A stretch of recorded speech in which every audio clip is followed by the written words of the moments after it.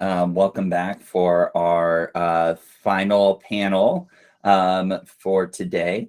We'll be talking about the institutional outlook for DeFi coming into 2023.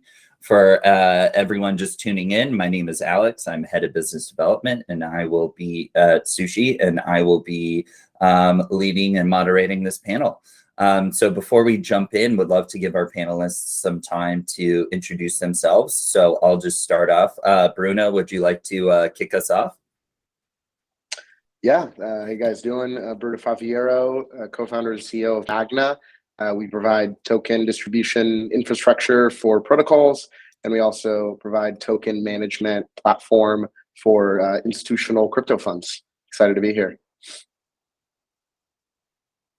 Great, thanks. Narek, you want to go next? Thanks, Alex. I'm Narek, CEO of CoinStats. We are the biggest portfolio manager in the market for consumers in crypto.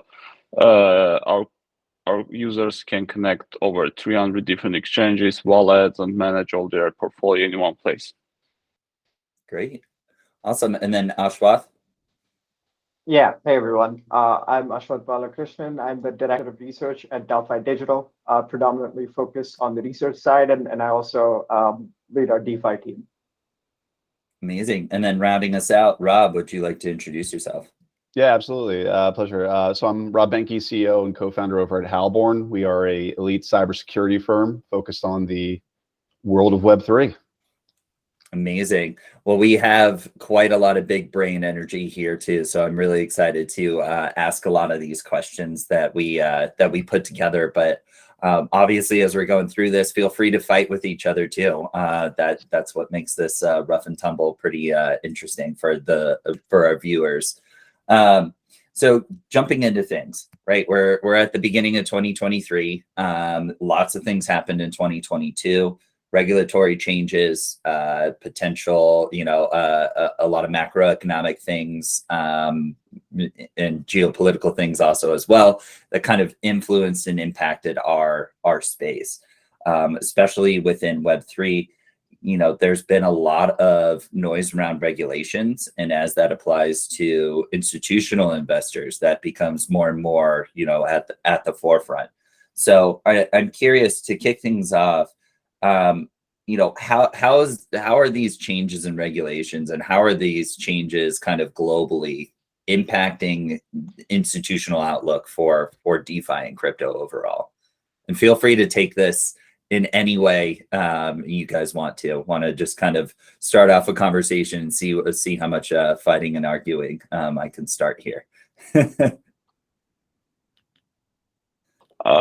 I'll try to start. The major failures speak in crypto in 2022, which kind of also justified some of the regulatory changes.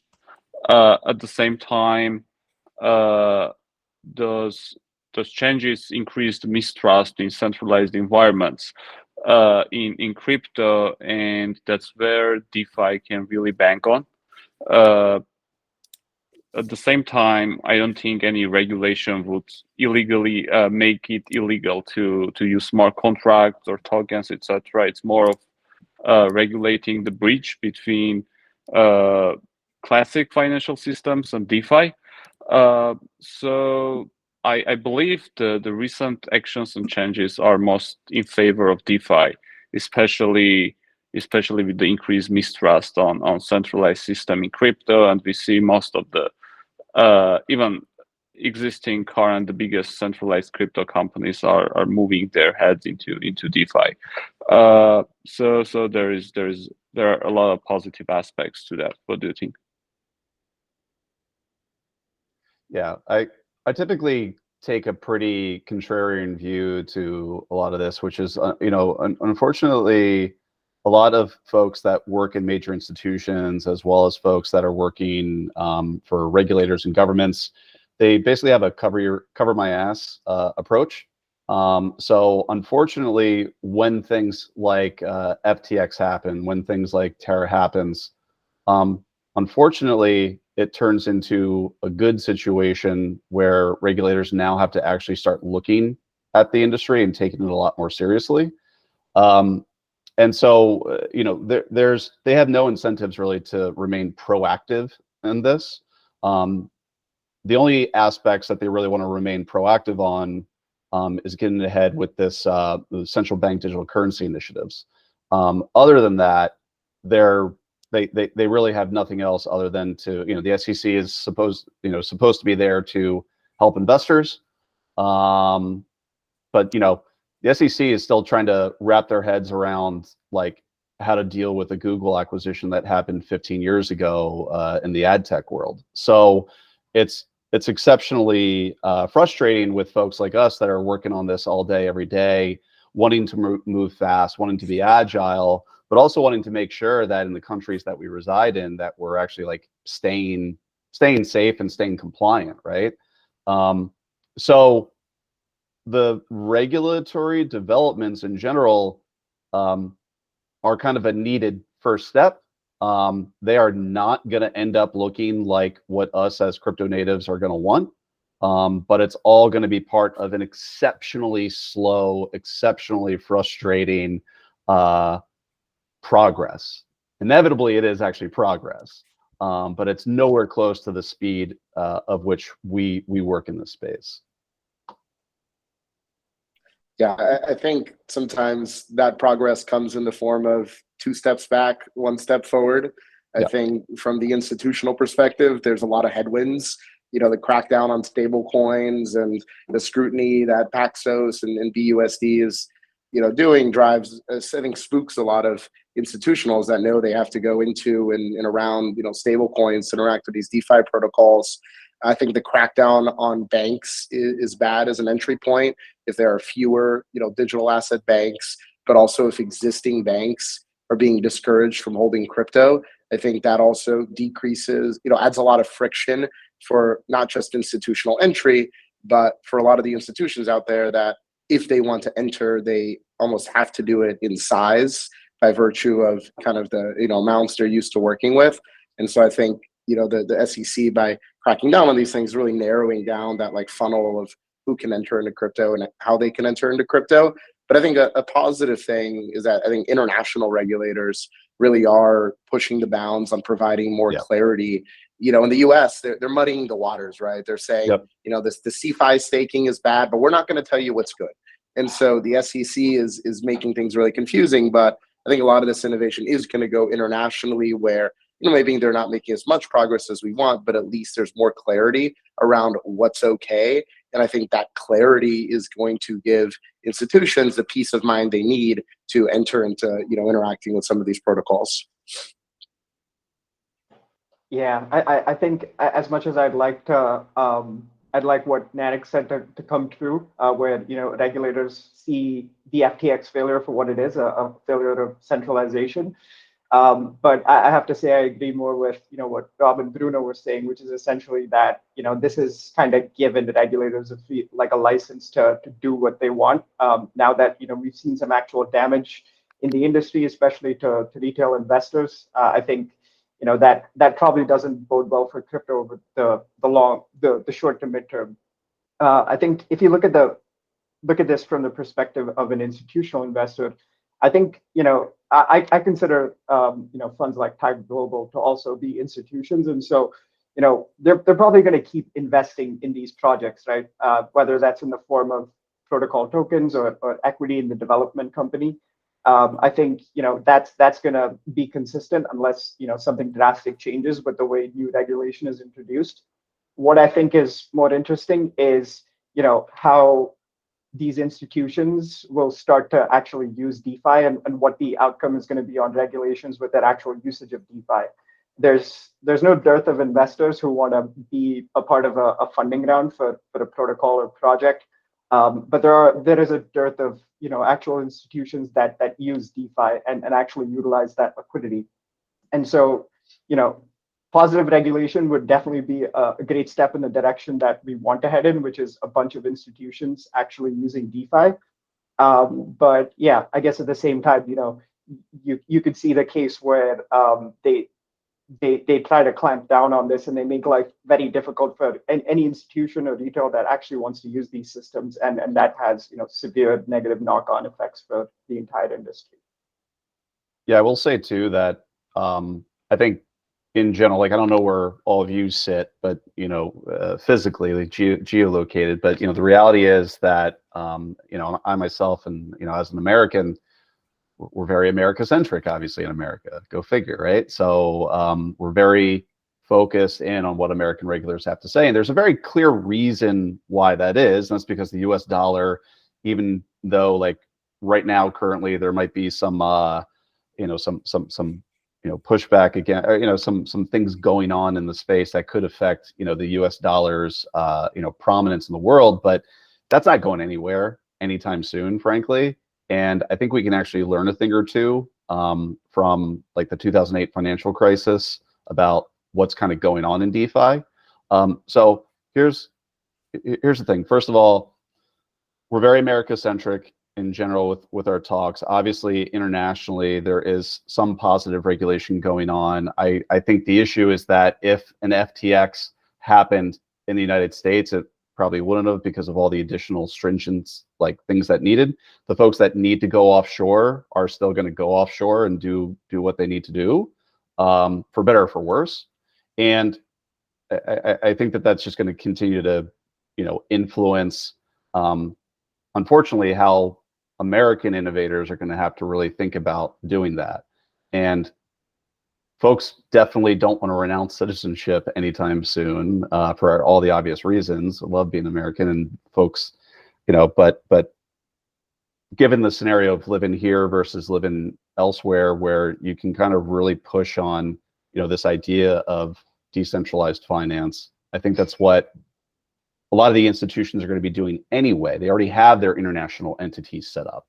They're going to make sure that no Americans are touching a lot of this, a lot of these aspects. I mean, Ashwath just actually mentioned too, like token deals versus equity deals in general. Like a lot of institutions aren't really looking at deals that have tokens right now. They're looking much more at more traditional infrastructure related deals. And of course, there are going to be the riskier portfolio managers that are going to be looking at token deals, but there's going to be a lot more push on just straight equity deals, and let's see what else happens with the tokens moving forward. I love I mean, where this is going. Oh. No, go for it, Bruno. And then Yeah, I have some questions afterwards. Yeah, I mean, I think there's an interesting element too of like there's like a ton of token projects that launched that honestly had like little rhyme or reason to have a token. Like, look, I have a lot of friends of mine that launched a token, and it was like pretty clearly like a bit of a cash grab, right? Like the token, wasn't really sustainable from an ecosystem perspective. And so I think a lot of what I'm seeing on the investor side, the VC side, is they're doing equity deals, but it's because a lot of the projects themselves are pushing back the token launch, and they're being more intentional about what the tokenomics looks like, how it works. Do they even need a token at all? Like I'm seeing some projects, where the investors are like, when token, and the project themselves is like, I don't think we need a token.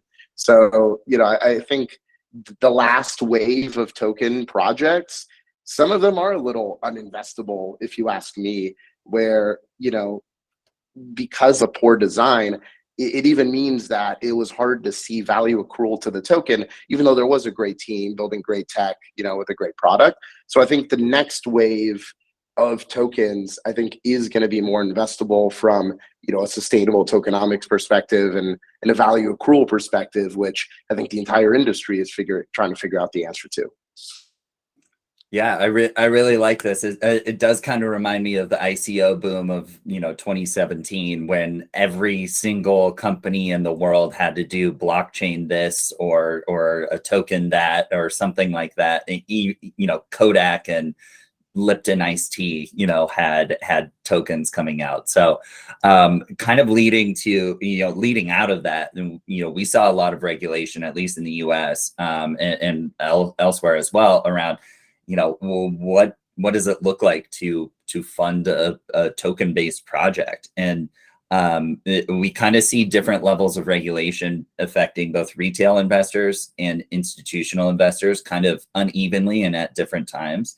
So I'm wondering, what are you guys' thoughts around how do we get to this point of mass adoption? Is that through retail investors really pushing the envelope, or is that through these larger institutions, having the blockers cleared for them to be able to participate in this space. Another unfortunate contrarian view, I don't think mass adoption is coming in the near term. So, and it's because mass adoption from America is going to be stamped down pretty hard by regulators in the near term, and they're going to scare folks away from it. But at the end of the day, people are still going to be interested in the space, and it's going to continue to grow. Like Web3 isn't going anywhere, cryptocurrency isn't going anywhere, but it's definitely not going to get here as fast as we'd like. I actually tend to think that GameFi is what's going to like really spearhead this with Gen Z. Otherwise, the days of paying for things with Bitcoin is kind of, even today is kind of a tough sell to most people. Yeah, I mean, I agree with a lot of the essence of Rob's argument, but I think I have a more optimistic spin on it. I'd say, regulators are clearly the dark horse in this industry right now, and they have the ability to mold what mid to long-term sentiment is going to look like. And ultimately, the way that the crowd, which is most retail users across the globe, are going to start to look at DeFi is going to come down to how regulators decide to treat this nascent industry. And so when we talk about mass adoption, which is essentially making a large percentage of the global population DeFi users, regulations definitely play a massive role, right? Who's able to access these products? What are you allowed to do on them? And other limitations are decided by regulators. And the masses are unlikely to align with any form of cypherpunk ethos. They care about utility and the general upside associated with using these products. And they don't care much for the notion of censorship resistance and the ability to be self-sovereign and genuinely take control of your own assets. And so if governments make it difficult, they're not going to go out of their way to use DeFi. They'll stick to the options that they already have available to them. And so, yeah, I definitely see regulations as one of the most pertinent obstacles to long-term adoption. And I agree it's going to be a longer path than what people in crypto would like to believe.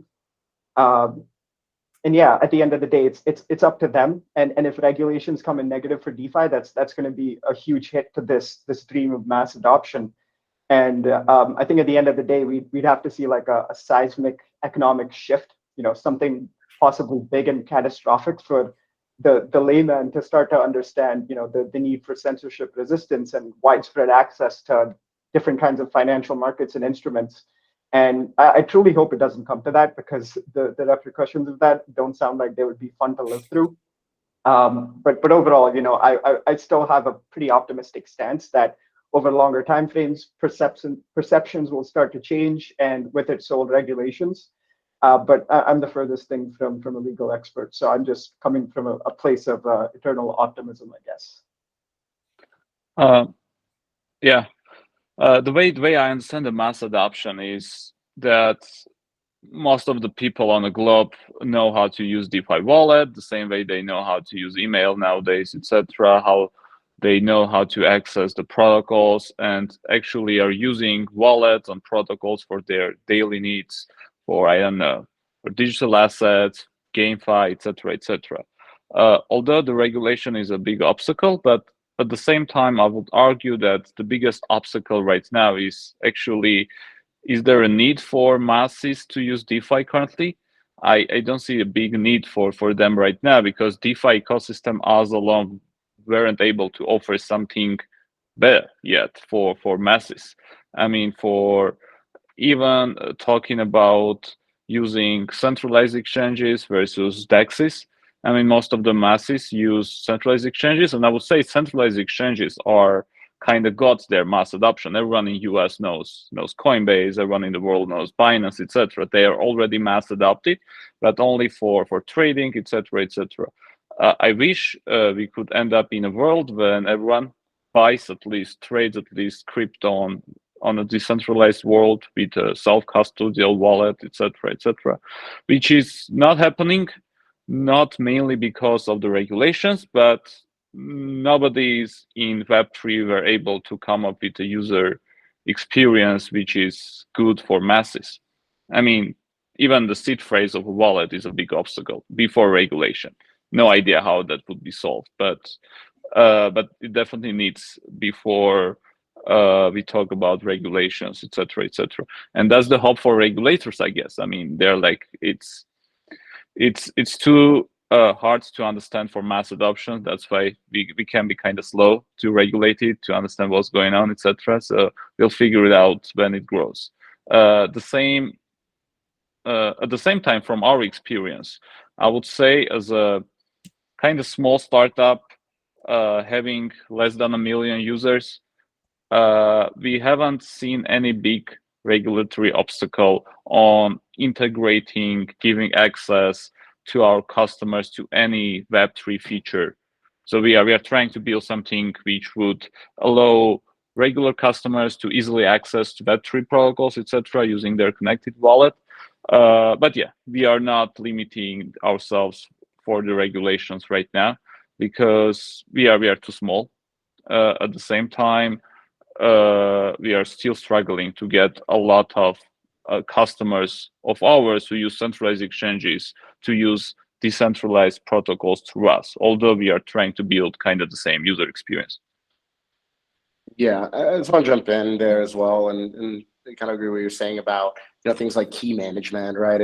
I think the biggest barrier to DeFi adoption is just UX more so than it is regulation from a retail perspective.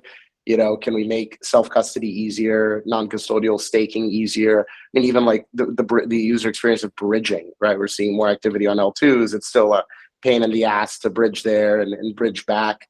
And so I think we need to see better UX at all those friction points of the user journey. I think account abstraction has a lot of potential, remains to be seen, but it seems there's a lot of new things, new functionality that can be unlocked around key recovery, and automated payments, things like that. I mean, I'm pretty bullish on like the Solana phone in terms of just seeing like what a mobile native experience could do for crypto, and like having everything on a phone and everything be an app instead of having to go through this like in-app wallet browser that is also a huge pain in the ass. But I also think we just need like more tools. I don't think we're gonna onboard the next 50 million users into like degen yield farming and like Brando borrow lend protocols. I think we need more applications that map to what people are doing in the real world and bringing that onto crypto. And so I think the whole real world assets push is interesting, seeing a lot more tokenization of different types of assets, but even just seeing, I think, gaming, I think like billions of people in the world game, right? And so if we can start to tap into that market, it doesn't even have to be crypto native in terms of like the in-app experience, but even just building more things on crypto infrastructure, I think would be a huge win for the industry, because I think it'll push the bounds of the developer experience. And I think that making it easier for devs and founders to build things on top of crypto ultimately will lead to things that we can't even imagine today that are going to onboard the next 100 million users. So it definitely sounds like the user experience is definitely one of the biggest blockers for getting the lay people or everyone else into using crypto. Kind of having been on the VC side myself, I've seen in cases where, if the money is there, institutions are likely to go there. Whether or not there are regulations in place, and they tend to be the ones that also push those regulations as well. So I'm kind of curious, does that lead us to the future where institutions, let's say JP Morgan or some of these large monolithic banks, are investing in DeFi regularly? Or are we going to see a generation of institutional DeFi where the institutions have actually become DeFi themselves? Or we start to see, on-chain institutional money start to enter the space? Well, so we, just as an FYI, so like Halborn, all day, every day, we're working with like Web3 native firms, but we're also working with major institutions, we're working with major banks and so on. It is like a world of difference between how folks sort of interact and how they see the world. US banks are not going to be touching DeFi anytime soon because they can barely touch Bitcoin at this time.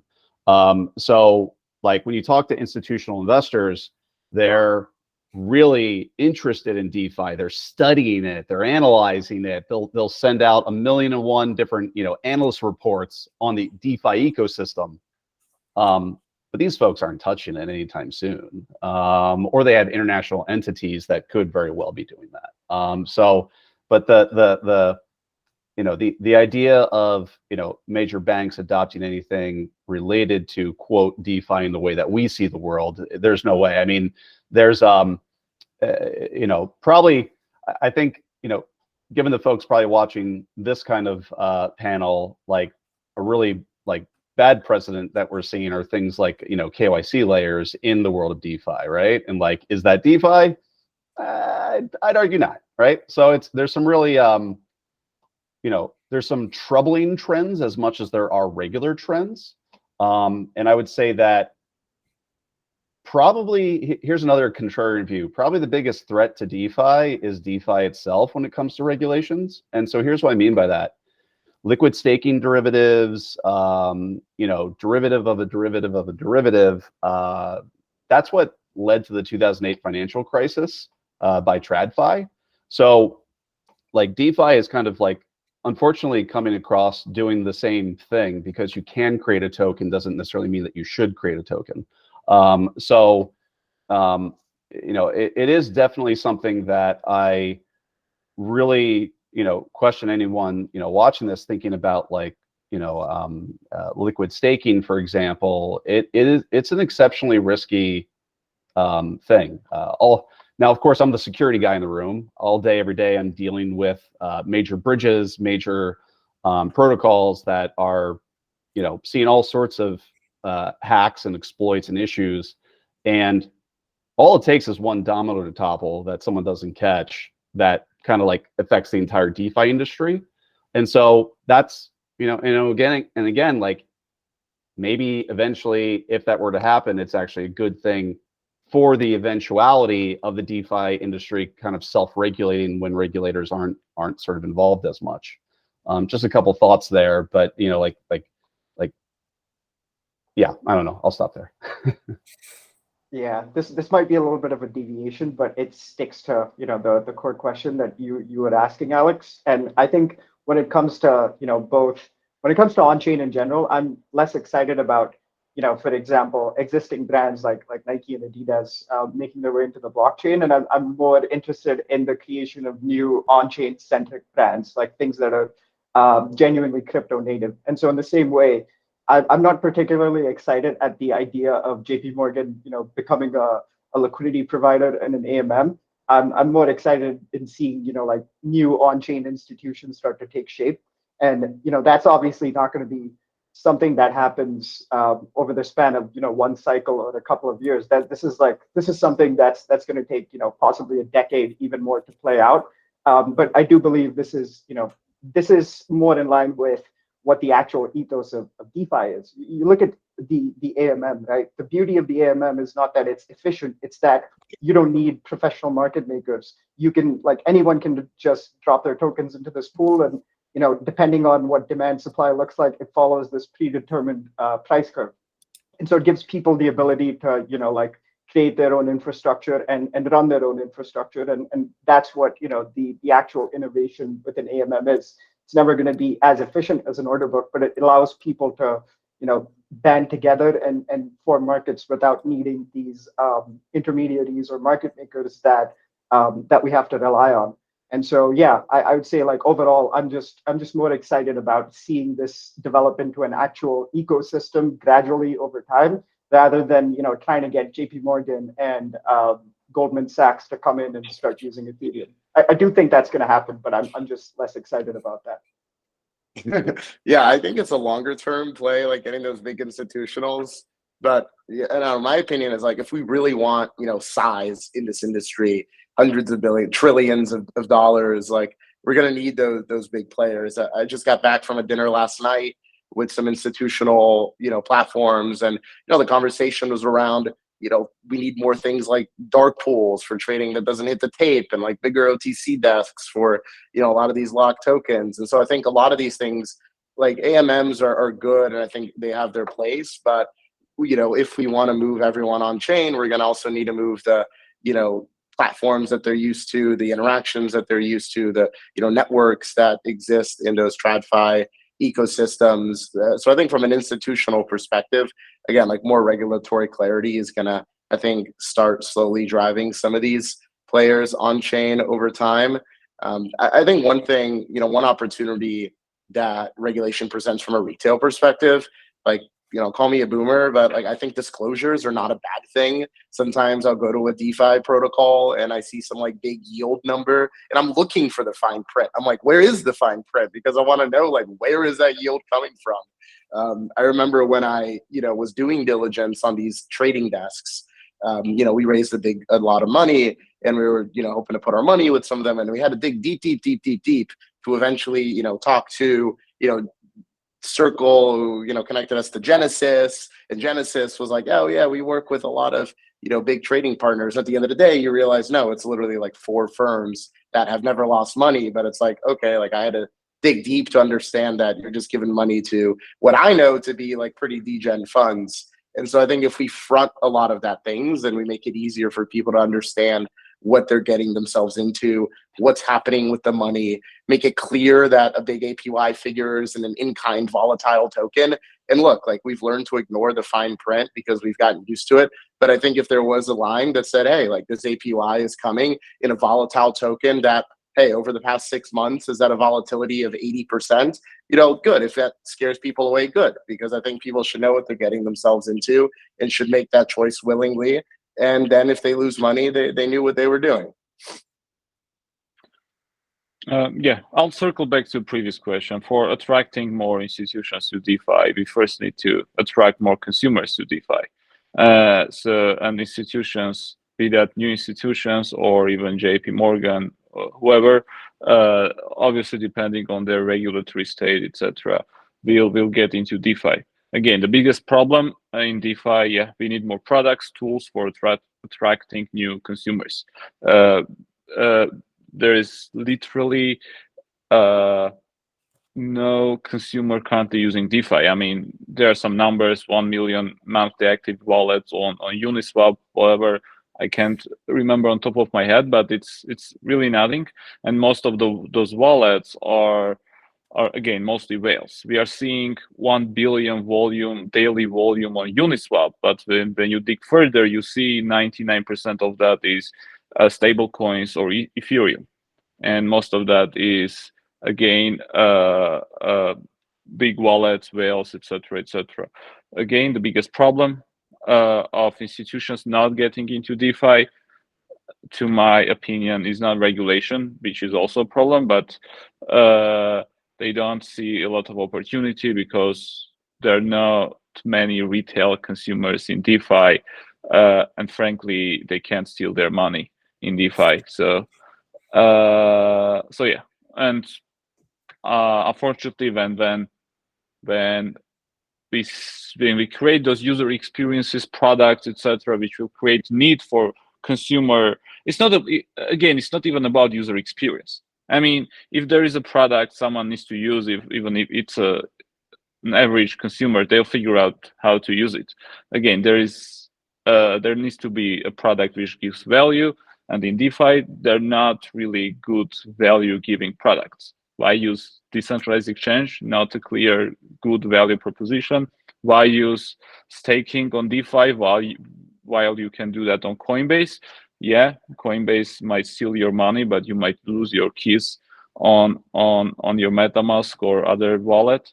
So yeah, the biggest problem is creating the tools which really give value to the consumers, and then they'll get into DeFi, and then companies will make user experience better, and then institutions will see an opportunity and get into DeFi too. Interesting. I really like that. Almost to like riff off that a little bit. It kind of feels like it's a chicken versus the egg type of dilemma that we're in. It's like, do retail investors come first or do institutional investors come first? And it's kind of like, how do you build for both at the same time in both scenarios? So I'm kind of curious, looking forward, obviously, account abstraction, wallets, or, all of those types of things, once they get figured out, we can start opening the space up.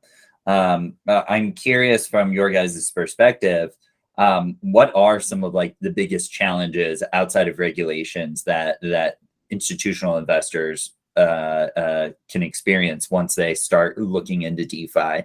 And then as a part two to that, what are the things you're most excited about changing in the next year or so that we can look forward to hopefully like ease some of that, some of those pain points that institutions find when they enter into DeFi?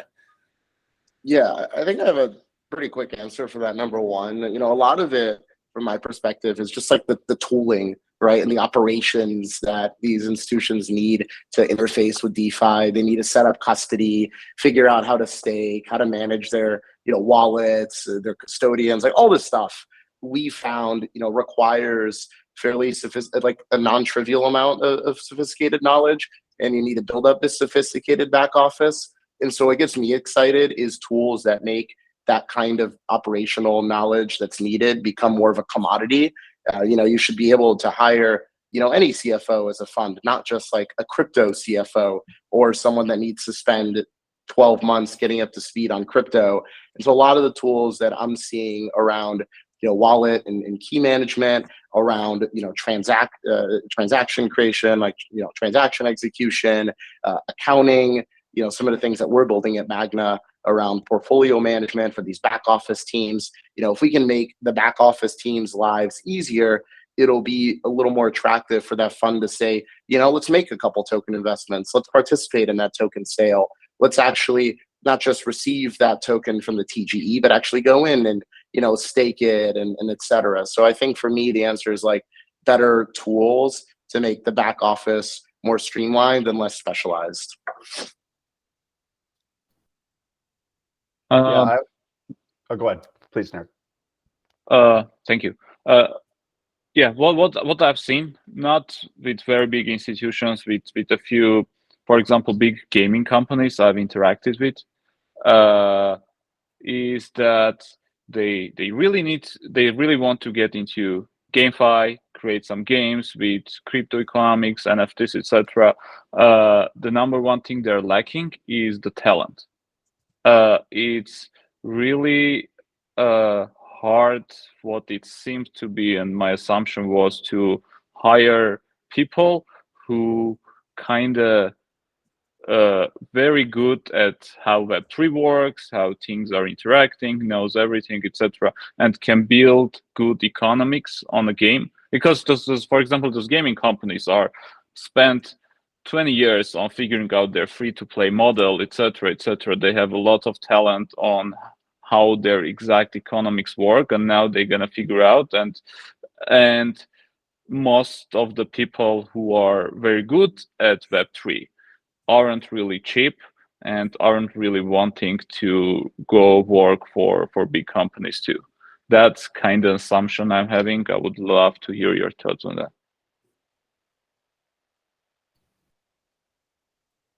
Yeah, it's definitely interesting.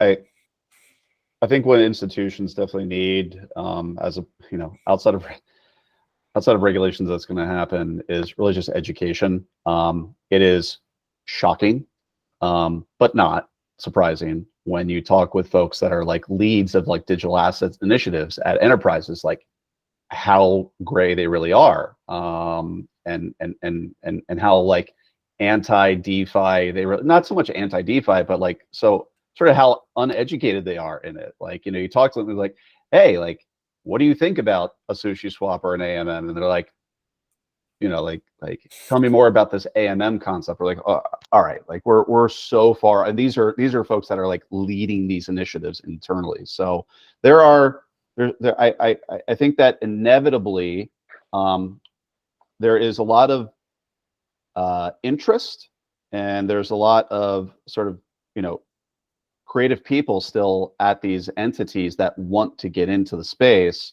that want to do big things, but it's all about, in our perspective, it's really about continuing to educate them. And so I think the more that we as a decentralized community can do to help educate decision makers and taste makers and influencers and champions inside of these larger institutions, that is what's inevitably kind of get us there. And of course, like, yes, tools and other things are going to help bring sort of the adoption to it. But since this conversation today is around DeFi, and really around finance, I think that the reality is that Web 2 and Web 3 are so drastically different in the way that you think about it. Even from a security perspective, like there are like, ethical hackers in the traditional Web 2 space where like you go and you look at the NIST top 10, there are known exploits, there are known vulnerabilities. I'm going to go look for a SQL injection. I'm going to go look for these things. There's a list. There's no standard in Web 3 when it comes to that yet. And the same basically applies to regulations, and the same applies to how institutions work within this space. So it's probably been said at like every single panel today and throughout the last year is we're still early, and that really can't be stated enough. But the more that we can do to educate these folks, the better. And we should really kind of like adopt that rather than kind of like, oh, you're TradFi, you don't get it. There needs to be this idea of inclusivity here, because those folks actually really do like get a lot.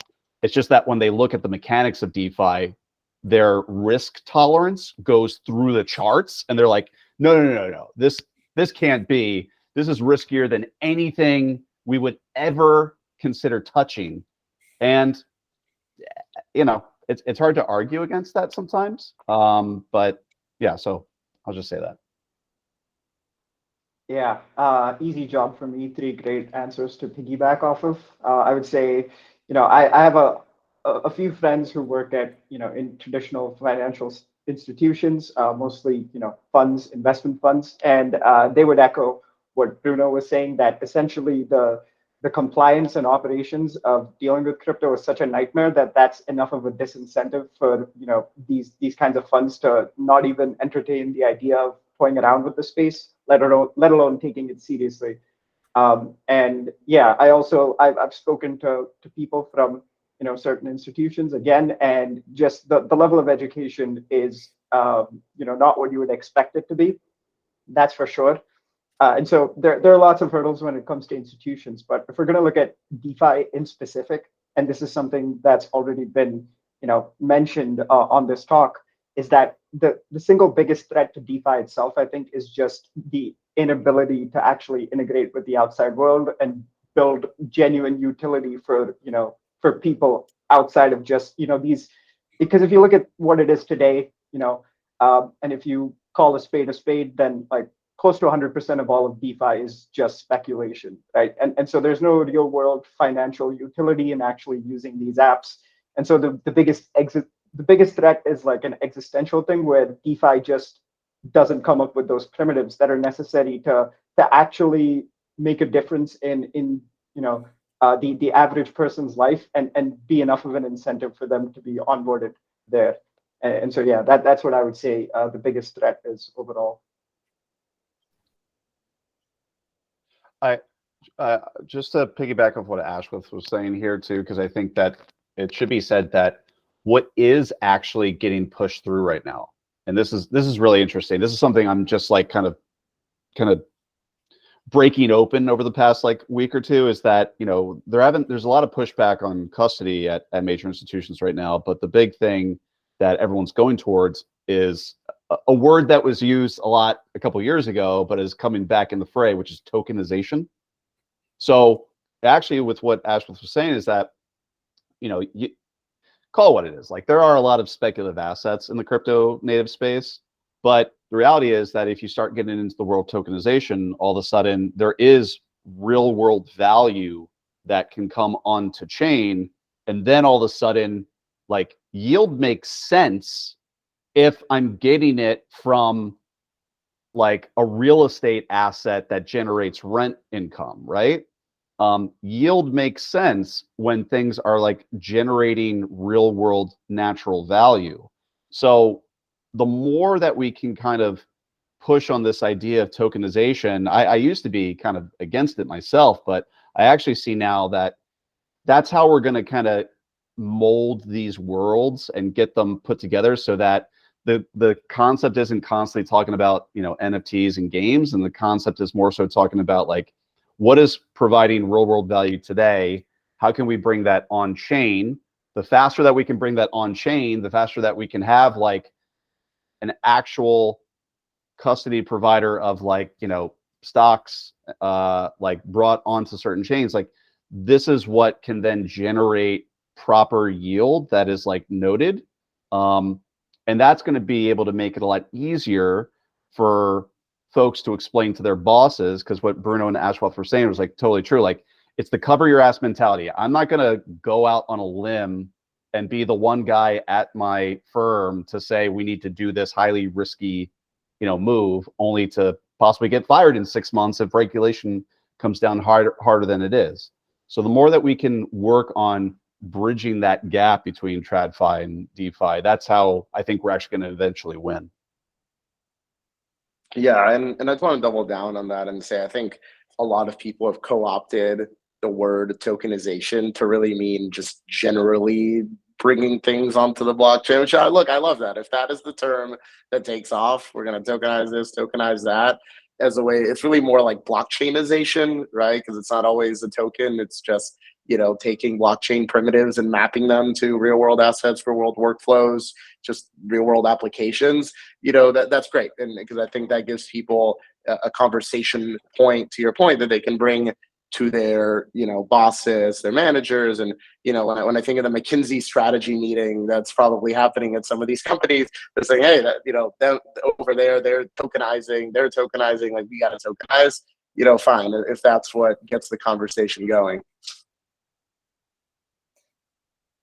It's funny that this is kind of how this conversation has now ended up. I came into this space because I was motivated by the idea of the rise of the rest and how blockchain can kind of bring in a lot of these kind of fringe people that are not always getting access to finance. But as we have seen, and as we all know, and especially even working at Sushi, a lot of it is very speculative. A lot of it is kind of like degen investing. You know, can I get this NFT for that price or something like that? And so, you know, we've been hearing a lot around the tokenization of real world assets and how do you bring that on? Because that's when it actually will be the point in time when, you know, people are actually have a need to use blockchain. So this is really interesting. I think we have time for one more question. And it kind of stepping out from a lot of the you know, the future forward, you know, thinking, or I guess to put on a little bit more of you know, our 8-ball hat for at least the next 12 months. What are some of the innovations that you are paying attention to or getting really excited about that we can look forward to in the next, you know, 10 to 12 months? Not financial advice, obviously, but any alpha anyone could share. I would love to kind of get some final parting words towards that. Yeah, I mean, I'm sure I'm not the only one to say this, but ERC 4337 is probably something everyone is pretty excited for. I mean, the wallets which potentially give better experience to whoever the user is, the institution or consumer, etc. There were a few companies who kind of utilized the same idea before, but haven't still been able to get a lot of retail consumers.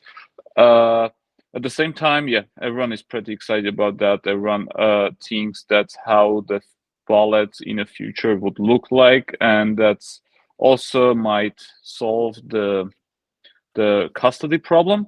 So I'll be pretty excited to see a few very good wallets, consumer friendly, close to cheap or free setup fees for creating a wallet to be shipped out in a near term, which would potentially be highly consumer friendly.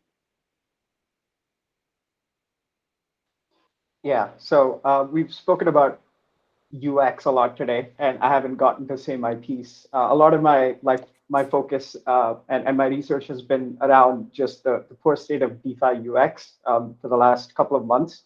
And I have to say that I'm pretty optimistic that we're going to turn this around over the next 12 to 18 months. I've seen, a few products that exist and are, kind of beefing up their offerings. And I've seen a couple of new UX providers that just sort of, I guess, aggregate DeFi and the entire experience into a single unified front end. And I think that's one of the most important things that we can do. We have so much stuff. We have so many primitives, so many different applications, and it's a real pain to be able to navigate all of these different things. And being able to do that from a single interface where you can also track, you can bundle your wallets together and track portfolio analytics. You can get a sense of what your risk profile looks like if you're toying with leverage. I think having that unified interface is really important. And this is a pretty boring answer because there's so much innovation that we have ahead of us, and there are so many primitives yet to be built that we don't know about yet. But at this point in time, we've already built a pretty good stack of applications and utility. And now the next step is to as we continue to research and find new primitives and new ways to unlock efficiency on blockchains, I think it's equally important that we also refine the user experience and just make it so much easier for people to actually use public ledger networks and things like account abstraction, MPC wallets, and having these unified interfaces. They're going to go a long way in achieving that end goal. And so everyone, I think a lot of people are going to continue to focus on the actual innovation, and it should be that way. But there should be an equal focus. Maybe not equal, but a little less focus on the actual UX, tying things together and just making it easier for people to actually access these different products.